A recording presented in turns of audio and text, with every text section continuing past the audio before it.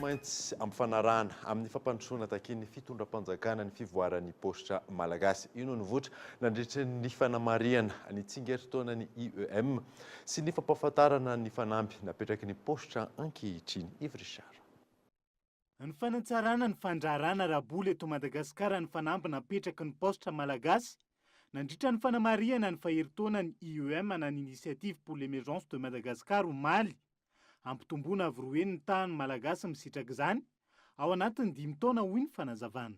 Raha ny tahany elakotsiny amin'ny teny frantsay hoe bancarisation, izany hoe le fisian'ny olona mamitra bola any amin'ny banky na tsy banky raha fa hoe orinasa mpikirakira bola sahala amin'ny postra malagasy dia 700 ny eto Madagasikara. Isika ny zandry indrindra farany indrindra raha mitahany amin'ny Afrika amin'ny alalan'ny postra monéty zany zao dia hitondra ny anjara brikina izahay mba ampakarana amin'ny fomba farany zay aingana indrindra io bancarisation ny malagasy eto Madagasikara io zany dia tena atao hoe révolution io any hitondrantsika amin'izany atao hoe fanaovana vente en ligne zany fanaova paiement en ligne io na fomba ahafahantsika manao zany hoe paiement électronique eto Madagasikara zany. Asim-panavozana ihany koa ny tolotra nahafantarana ny postra dray toy ny fandefasana taratasy hotazonina ny masanga n'ity orinasa mpanjakana ity nanomboka tamin'ny taona 2025 nahafantarana ny mpiandry taratasy